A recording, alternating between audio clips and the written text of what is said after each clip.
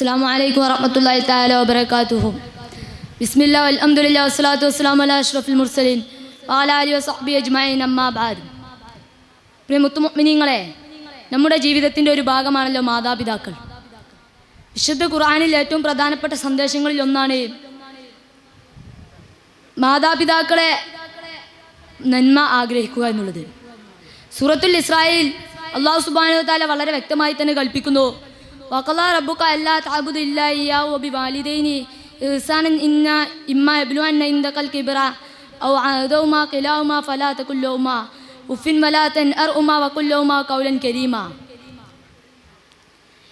മാതാപിതാക്കൾ വാർദ്ധക്യത്തിലാകുമ്പോഴും അവരെ ഭാരമെന്ന് കാണാതെ അവരോട് വളരെ വിനയത്തോടെ കരുണയോടെ പെരുമാറണം എന്നുള്ളതാണ്. തുടർന്ന് പറയുന്നു, നിങ്ങൾ മാതാപിതാക്കളോട് കടുപ്പമായി സംസാരിക്കരുത്, അവരോട് ഉഫ് എന്ന് പോലും പറയരുത്, മറിച്ച് അവരോട് വളരെ ബഹുമാനത്തോടെ സ്നേഹത്തോടെ സംസാരിക്കണം എന്നുള്ളതാണ്. ഓ എൻ്റെ മുഅ്മിനീങ്ങളെ, ഖുർആൻ നമ്മെ പഠിപ്പിക്കുന്നുണ്ട്, ഈ ഉഫ് എന്ന ചെറിയ വാക്കിന് പോലും വിലക്കുമ്പോൾ നാം എത്ര ശ്രദ്ധയോടെ തന്നെ മാതാപിതാക്കളോട് പെരുമാറണം ഒന്ന് നിങ്ങൾ ചിന്തിച്ചു നോക്കണം.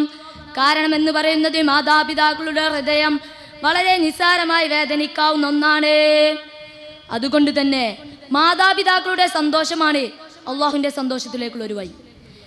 ഖുർആൻ ഉമ്മയെ കുറിച്ച് പ്രത്യേകമായി പരാമർശിക്കുന്നുണ്ട്.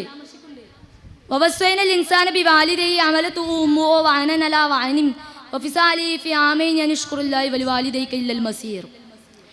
ഉമ്മ അവനെ ദുർബലതയ്ക്ക് മുകളിൽ ദുർബലത സഹിച്ച് ഗർഭം വഹിച്ചു. തുടർന്ന് പറയുന്നു, നിങ്ങൾ എന്നോട് നിങ്ങളുടെ മാതാപിതാക്കളോട് നന്ദിയുള്ളവരാവുക. ഇവിടെ ശ്രദ്ധിക്കേണ്ട ഒരു കാര്യം എന്ന് പറയുന്നത് അള്ളാഹുവിൻ്റെ നന്ദിയോടൊപ്പം തന്നെ മാതാപിതാക്കളോടുള്ള നന്ദിയും പറയപ്പെടുന്നു എന്നതാണ്. ഓ എൻ്റെ മുഅ്മിനീങ്ങളെ, ഇന്ന് നമ്മൾ അനുഭവിക്കുന്ന അറിവും വിദ്യാഭ്യാസവും ജീവിത സൗകര്യങ്ങളുമെല്ലാം മാതാപിതാക്കളുടെ പ്രാർത്ഥനയുടെയും ത്യാഗങ്ങളുടെയും ഫലമായിട്ടാണ്. അതുകൊണ്ട് തന്നെ നിങ്ങൾ സ്ഥിരമായി ചെല്ലേണ്ട ഒരു ദുആയുണ്ട്, റബ്ബിർഹമുമാ കമാ റബ്ബയാനി സഗീറാ. ഓ എൻ്റെ റബ്ബേ, എന്നെ മാതാപിതാക്കൾ ചെറുപ്പത്തിൽ വളർത്തിയതുപോലെ നീ അവർക്ക് കരുണ ചെയ്യണമേ. ഈ ദുആ നിങ്ങൾ സ്ഥിരമായി ചെല്ലേണ്ട ഒന്നാണ്.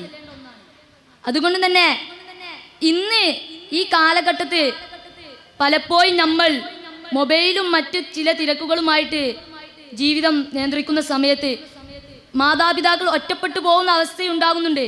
ഖുർആൻ നമുക്കൊരു കാര്യം മുന്നറിയിപ്പ് നൽകുന്നുണ്ട്, മാതാപിതാക്കളെ അവഗണിക്കുന്നത് അത് വലിയൊരു നഷ്ടത്തിലേക്കാണ്. കാരണം എന്ന് പറയുന്നത് മാതാപിതാക്കളുടെ ഹൃദയം വളരെ നിസ്സാരമായി വേദനിക്കാവുന്നതാണ്. അവരുടെ ദുആ ഇല്ലാതെ ഒരാൾക്കും യഥാർത്ഥ വിജയം സാധ്യമല്ല. അതുകൊണ്ട് തന്നെ എൻ്റെ മുഅ്മിനീങ്ങളെ, നിങ്ങൾ തീർച്ചയായും മാതാപിതാക്കൾക്ക് വേണ്ടി സദാസമയം ദുആ ചെയ്യുകയും അവർക്ക് വേണ്ടി അവർ പറഞ്ഞതനുസരിച്ച് ഖിദ്മത്ത് ചെയ്ത് അവരുടെ പൊരുത്തം നേടിയെടുക്കുന്നവരിൽ അല്ലാഹു സുബ്ഹാനഹു വ തആല നമ്മെ ഉൾപ്പെടുത്തുമാറാകട്ടെ എന്നും ദുആ ചെയ്തുകൊണ്ട് ഞാൻ നിർത്തുന്നു. വാഹ് ദഅവാന അൽഹംദുലില്ലാഹി.